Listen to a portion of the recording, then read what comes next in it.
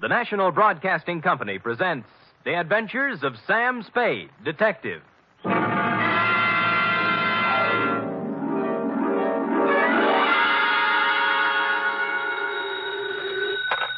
Spade Detective Agency? Me, sweetheart. Oh, Sam.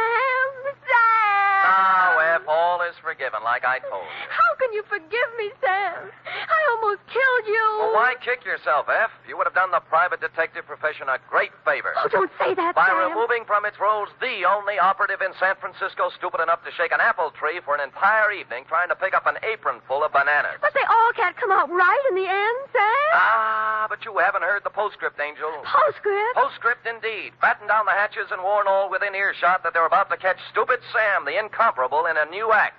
For during the next 29 minutes and 30 seconds, I shall don the mantle of Don Quixote, shoulder my battered lance, and tilt at windmills in an object lesson to the gullible entitled The Spanish Prisoner Caper.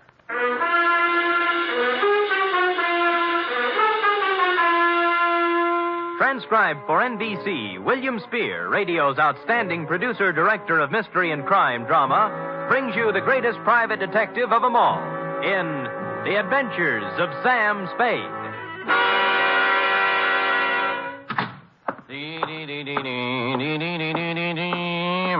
Effie? Yep. Sam, I don't know what... Oh, now, there, Angel. Don't cry, little girl. Don't cry. I'm so stupid. You might have been... Hush. Yes. We'll have no more of it here. But... Not a word, not a word. Book, pencil. Yes, sir. Go ahead. Date, fill it in to Miss Marjorie Loveland, Brockhaven Apartments, from Samuel Spade, still license number 1375596. Oh. Down, F.A., down. Subject, the Spanish prisoner caper. Dear Marjorie. When they made you, darling, they threw the mold away. In this day of the emancipated, self-sufficient, 100% competent female, it came as a fresh breeze and a boost to my masculine ego to run across a lady, white-haired and fragile withal, who needed protection. After meeting you, I knew what the fellow had in mind when he wrote, "Heaven will protect the working girl." As a matter of fact, you could have been the very girl, since you and the song were about the same vintage. Do please sit down, Mr. Spade. May I fix you some tea? No, thanks. I planned to come to your office, but I decided I just couldn't risk going out at this time. Oh, why's that? Well, he might come, you see. And I'd never forgive myself if I was out. Oh, who's this? Senor Palmera. Oh. Oh, he's more than a week overdue now, and I'm on pins and needles. I gave him my address here at the Brockhaven. But there's the Brocklebank and the Brockhurst and the Brockmorton and the Brock. Yeah. It would be so easy for him to become confused, being a stranger in town. Well, I'm a native. I'm confused myself. Well, I thought perhaps you could locate him. He should be back from Mexico by now with Don Luis. Don Luis. Dear me. So many things could happen to them. Walking the streets with all that money. What money? The gold and the precious gems. How about starting all over again? Why? Haven't I made myself clear, Mr. Spade? Well, I have the end fairly straight, yes, but if you'll give me the beginning, we'll have everything. Well, I suppose the beginning was 3 weeks ago. Where? In the lobby of the Grand Hotel for Women. I see. I was staying there temporarily while I was waiting for this apartment, you see. So? So, the day I got word I could move here, I packed up and had them take my things out to the taxi. Then I went to the desk and got my money from the vault. Oh, how much? $840. Cash? Yes, in bills. My annuity money had just come from the East. Well, I just put the bills in my purse and was starting out the door when it happened. This voice came over my shoulder. A soft Latin voice saying, "Senorita, I come to you on a matter of terrible urgency." And lo and behold, it was Senor Palmera. How did you know? Oh, I have a feeling for those things. Go ahead. Well, his uncle, Don Luis Alvaro, was in terrible trouble, he said. In prison in Mexico City on some sort of trumped-up political charge. Ah, and the family, though noble, was financially impoverished. Yes, except... Except for a casket containing the family jewels and an assortment of priceless heirlooms, all hundreds of years old, hand-wrought of the finest virgin gold. Mr. Spade, however... Said caskets and its precious hoard being hidden away in a secret place known only to Don Luis. All he needs is a paltry $840. It was $1,000. I went to the bank. A paltry $1,000 to bribe a jail official, and presto, Don Louis goes free, unearths the casket, and rewards you with an ample share of the family treasure. Mr. Spade, you've talked to Senor Palmera. Nope. How badly do you need the dough? Need it? Why, good heavens, Mr. Spade. It's all I have until next June. There's a small pension from the school board in Keokuk, but dear me, I don't know just how. Mr. Spade, do you mean he isn't coming back with my money?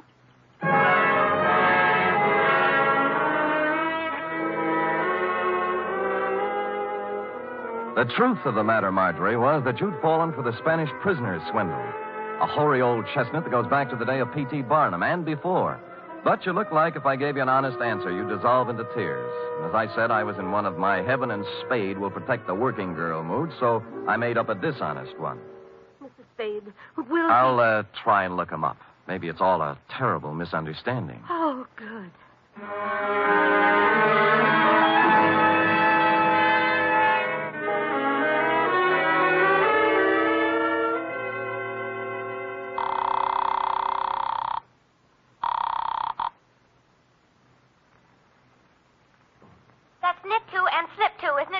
Effie? Free? What'd you say? Miss Perrine. Oh, Sam Spade, Detective Agency. Mr. Spade is... This is Mr. Spade, charming one. Oh, Sam, I'm sorry. Yes. Dorothy's here, and I'm trying to learn to knit argyle socks. Well, fine. Drop all stitches and look in the file for me, will you? I remember getting a circular a while back on a con man who was running the Spanish prisoner around here. What would it be under, Sam? Spanish prisoner? Con games, obsolete. Get out the file. Oh, just a minute. It's Sam, Dorothy. Count those stitches while I look in the file. Confidence game. Oh, here. You told me to knit two and slip two, I'm sure. Sam! Yeah? I found it. His name's Pedro Rodriguez. Rodriguez? There's no address, but it says he habitually associates with somebody named Lolita Montoya. Sounds Spanish. Slightly. Any address for her? 615 Mason Street. Fine. And that's all there is, Sam. Mm-hmm. Oh, golly, I'm so mixed up with these darn argyles. Oh, what's so tough about that? Well, you ought to try it sometime. What row are you on? 27th. Knit three and slip one, she says, and I... She's wrong. Knit two, slip one, knit one, pass one, and knit one. You got it? Sam! How versatile. Nothing at all. I've been going out with a gray lady.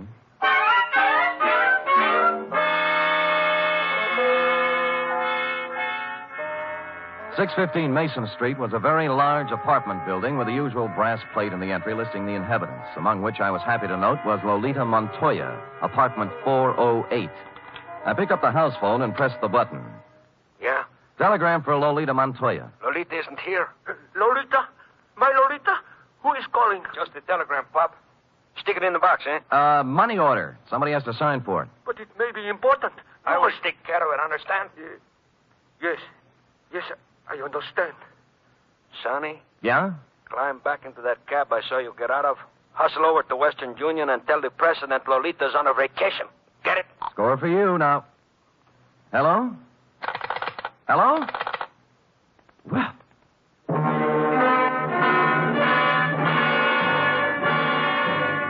Nothing daunted, I punched a few bells until one of the less suspicious tenants gave me the front door buzz, walked in, and took the automatic elevator to the fourth floor. Or I should say toward the fourth floor, since halfway between the third and fourth, she quit cold. The elevator, that is, but there are devices for such things. I pushed the button marked emergency, and it took me only 50 minutes to get out, assisted by the janitor, the manager, and 12 tenants. The doors on the fourth floor, it seemed, had been carelessly pried open and held that way by a magazine carelessly stuck in the crack. Continuing my stealthy approach to 408, I found my man and his pal had somehow sensed I was coming and run off without stopping to close the door. The apartment was filled with cigarette smoke and not much else, a bed, an empty dresser, and a table on which were one pot half full of foul black coffee, a little pointed gadget that looked like a nut pick, and a handful of metal shavings.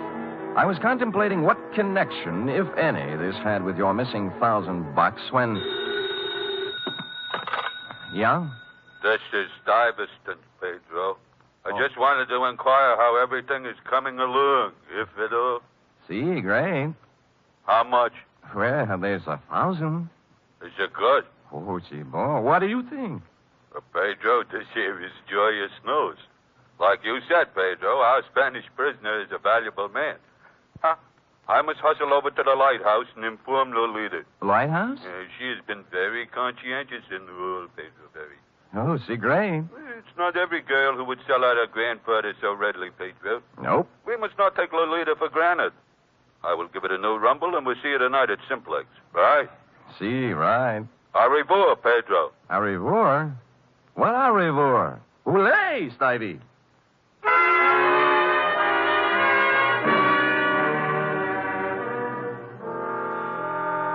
The only lighthouse I knew was a gin mill perched midway down the Embarcadero south of Market, surrounded by shoals strewn with human wrecks of all description. A place you might find shell game men and carny grifters, but hardly a habitat for a con man smooth enough to work the Spanish prisoner. The lighthouse keeper, who looked like he'd retired from the sea after a losing battle with Moby Dick, was bent over a pinball machine next to the door. As far as I could see by the one light in the joint, it was empty. Get up, get up. Yeah, get up, get up, get up, get up. Oh. Too bad, lighthouse keeper. Yeah, what do you have? Well, beer when you're ready. Do you know Pedro Rodriguez? Yeah, worked for me once, a couple of years ago. I canned him. Why? He's a swab. Only honest nickel he ever made was when he was here. All right, get up, get up, get up, get up.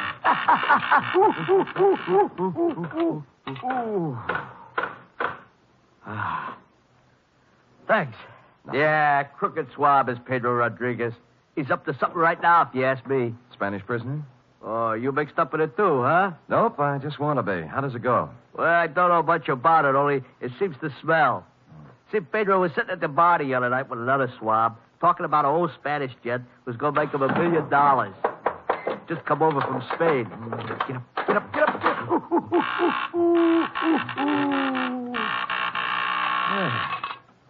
Nice shot. Body English, pure and simple. Yeah, so what about the Spanish gent? Well, I didn't hear no more about that. Hey, I tell you what you do. You ask Lolita about it. Anything Pedro is mixed up in, she generally knows about. Good. Where do I find Lolita? Let's see. I ain't sure whether it's the third or the fourth. Third or fourth what? The booth from the back there. Oh. She's been sitting there all night writing letters. You better be careful, though. She got an awful temper. Thanks, lighthouse keeper. How about the beer? Sure. Hey, Larry, draw one.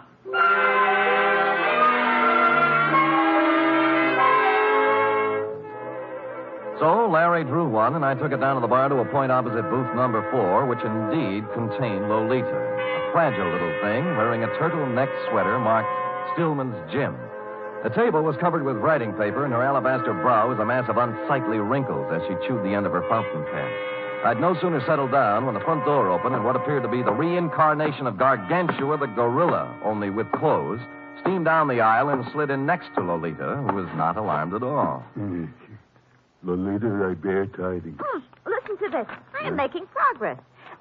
Grandfather dear, you cannot know how dire is the peril into which I have been thrust. Okay? Possibilities. Or maybe, Grandfather beloved. As I take up my pen in hand, I am overcome with fear. Things look very black indeed. I have fallen into the clutches of a... Stuyvesant, what are you grinning at? I have just conversed with Pedro on the telephone. We are in. Really? Yeah. Hey, you mean no more letters? No more. Pedro is exulted. He says that... What's the matter? Are we interfering with your train of thought, Buster? No. Go right ahead. I'll just sit here and drink my beer. Wait a minute. Now, look, George, there is plenty of bar down near the front door. Leave him be, Lolita. He's just a schmuck. I'm not so sure. He's got an honest look about him I do not like. What is on your mind, George? Pedro. Pedro, huh? Yeah, he's getting careless. Shortchanged a friend of mine $1,000. How does this figure? This man is subtle, Stivey. Yeah. You are anxious to put the bite on Pedro for $1,000, right? Huh? That is, unless Pedro wants to take a 5-year rap, it's up to him. 5-year rap for what? Stupidity. They ought to know better than to try to get by with a Spanish prisoner, honey. Spanish prisoner? Nose. What'd I tell you? It's a shakedown. Oh, you... Relax, Stuyvesant. Violence will get you nowhere. Out of my way, Stuyvesant. I'll show this tin horn. Lay off, Lolita, not the gun. I said get out of my way. You better let me have it, baby. Lolita, temper.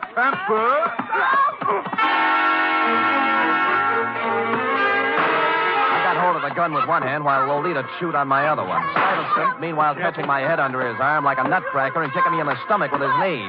This went on for some time, then I became vaguely aware of Stuyvesant's fist, as big as a ham, coming up from the floor. He put me on the side of the head, and I skidded down the marble floor, past the row of booths like a ball on a bowling alley, scoring a 10-strike on the pinball machine, which leaned drunkenly over me, stuck out its coin drawer, and flashed a red light in my face, reading, "Foul ball, try again." Stupid me, I did.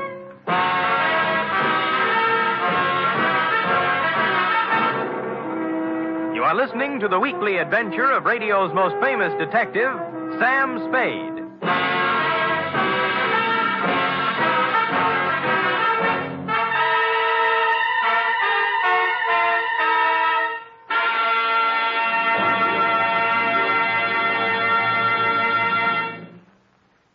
Three chimes mean good times on NBC.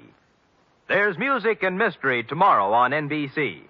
For music, your hit parade brings you the top tunes in the land, as selected by you and presented by Raymond Scott's Orchestra, Eileen Wilson, and Snooky Lanson. For mystery, Herbert Marshall stars as the Man Called X, an intrepid adventurer in international intrigue who travels to all corners of the world. Wherever there is danger, romance, and mystery, there you will find the Man Called X.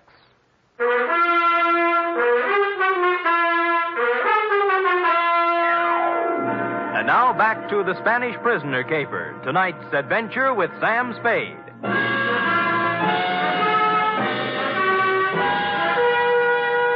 I came to with my head jammed between the brass rail and the bar next to what proved to be the lighthouse keeper's left shoe, parked as always in front of the pinball machine. Larry, that's up front. Oh. All right, get up. Get up.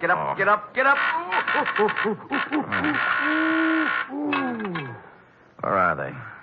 Top hole is all filled with 3 balls to go. Congratulations. How about Lolita and the mug? Oh, Deb. All right, get up.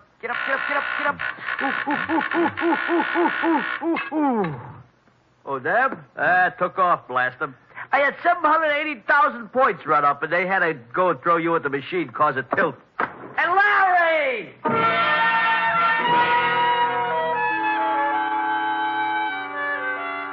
I sat until the buzzing in my ears quieted down and tried to hark back to the phone conversation with Stuyvesant in the apartment. It came eventually, and I pried mine host, the lighthouse keeper, away from the pinball machine and sat him down next to me with the yellow and standard sections of the telephone book. Simplex Bar Supply? No. Simplex, Easy Do Garden Furniture, nope. How about Simplex Printing Company, 509 Sansom Street? Nope. Simplex Office Files. Simplex Service Station, 12th and... Nope. Well, how do you know, mate? There's 42 Simplexes in this book alone. You find one that sounds like the front for a con operation, I'll buy it. Let's see. Simplex Cleaners, nope. Simplex Associates, nope. What's that? Nothing suspicious. Simplex Associates. Business opportunities, investments, gold, oil, and mining securities, marked cards, loaded dice, and Las Vegas real estate. Nothing. Well, that just sounds like it might be a possibility, though. Yeah, real estate. Medley. Homicide, Dundee. Sam Dundee, do me a favor, will you, pal? What? Run across the hall and check the bunco files. There's an outfit called Simplex Associates. Well, what's it about? Well, it started out as a con game. A grifter took my client for $1,000 on the Spanish prisoner. Spanish prisoner? Yeah. Well, what's that got to do with me? Call Bunko yourself, Sam. They're closed down at this time of night, Dundee. Be a sweetheart now, I'm will no you? sweetheart. I'm a homicide lieutenant, and I don't run a service agency for private detectives. Unless there's a corpse in it. You can take your business elsewhere. Dundee, look. Hold it, will you? I can't hold it. I got to get it. Lolita, where is she? Where is my... I got him. Put him down on the floor. The couch in the back. No, don't move. Easy. There. That's it. Lolita, I know she is here. They must free her. You must call the police and... Free her? Why was Pedro holding her? To make me do this thing, this terrible thing. And I have done it. But you must stop him now.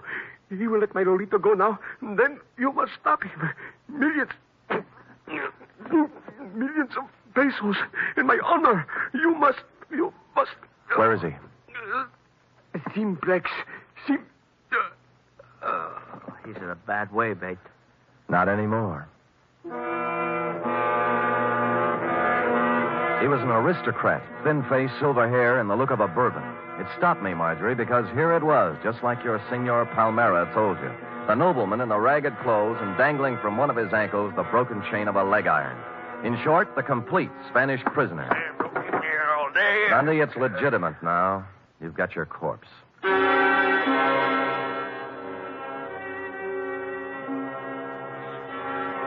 There was nothing on him to indicate who he was or where he came from, but I had a feeling I'd seen him before. After making the lighthouse keeper promise me he'd lay off the pinball game until Dundee arrived, I took off for my office on a very practical errand. Sam! Oh, Sam!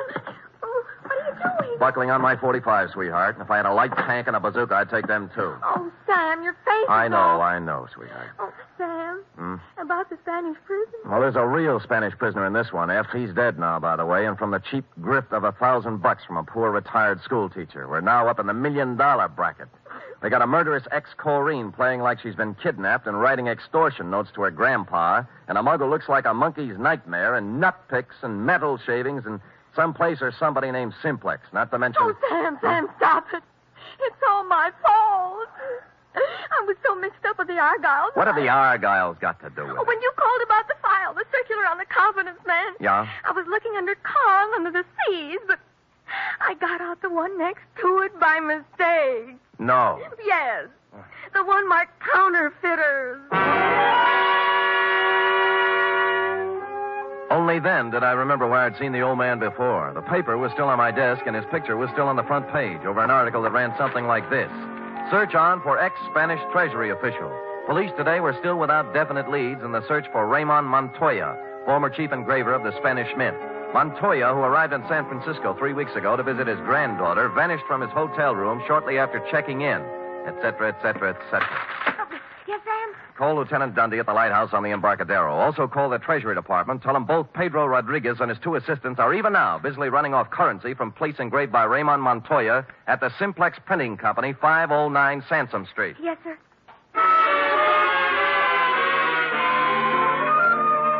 Mexican pesos it was, by the basketful. And the Treasury dicks agreed it was a happy thing for Mexico that Ramon had kept his engraver's tool on the right side of the law up to now. As to the matter of your Senor Palmera and his Spanish prisoner, I had excusably, I hope, lost my enthusiasm. And so it was, Marjorie, that I walked into the Palace Hotel lobby a couple of hours later to call you. Yes, sir? I'd like some nickels to phone, please. Why, sir. Shall I? No. They're phony Mexican bills. Oh, dear. Dear me. Oh, good heavens. You shouldn't show money around like that. I just stuck them in my pockets for evidence. Forgot to turn them over to the Treasury. Here we are.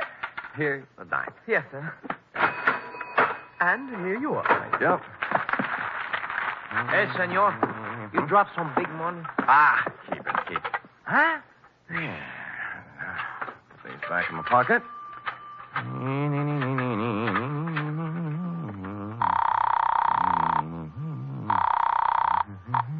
Excuse me, please, senor. Hey, Chum, look, I want to talk to you. Hello? Marjorie, this is Sam Spade. Look, senor, I got to talk Oh, to you. Mr. Spade, did you find him? I'm sorry, Marjorie. I beg your pardon, senor. Just a minute, Marge. Look, buddy, you can have the phone in a minute. Now, will you relax?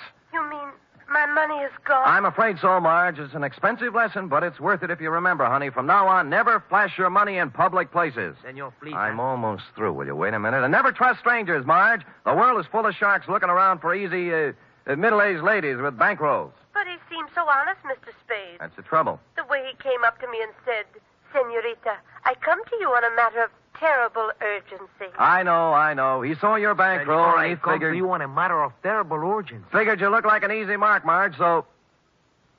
Senor? Just a minute, Marjorie. What did you say? I say I come to you on a matter of terrible urgency. My uncle, Don Luis Alvarado, he's in awful trouble. Oh? Oh, there's going to be great rewards, senor, if you help us. You know, we just might be able to work something out.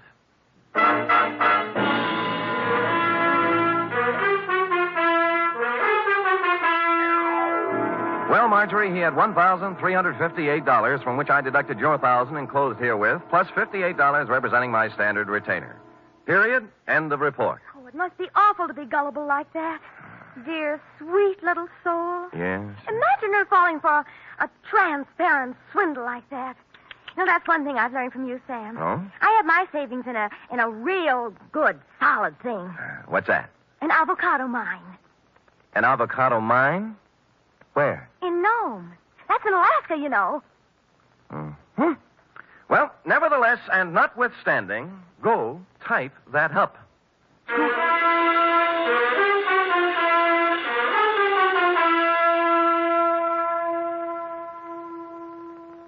Three chimes mean good times on NBC. For something new about the Army, hear the Phil Regan Show every Sunday on NBC. Coming from a different service base every week, Phil Regan brings you songs and fun and brings prizes to talented GIs. It's an exciting newcomer in your Sunday chime lineup on NBC. And Sunday also means Cary Grant and Betsy Drake as Mr. and Mrs. Blandings.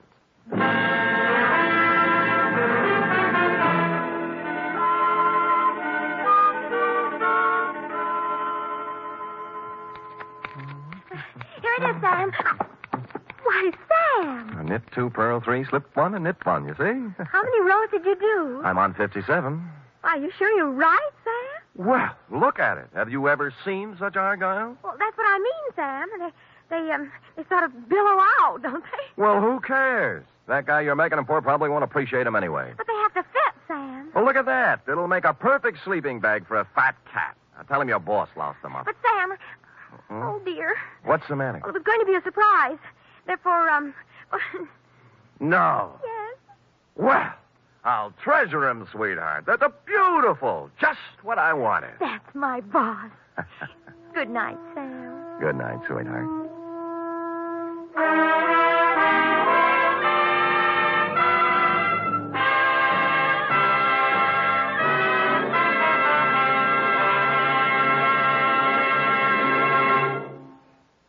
Tonight's transcribed adventure of Sam Spade was produced, edited, and directed by William Spear. Sam Spade was played by Stephen Dunn. Lorene Tuttle is Effie. Also in the cast were Verna Felton, Lou Merrill, Shirley Mitchell, Ed Max, Jerry Hausner, Nestor Paiva, and Tony Barrett. Script for tonight's adventures by Harold Swanton. Musical scoring by Lud Gluskin, conducted by Robert Armbruster.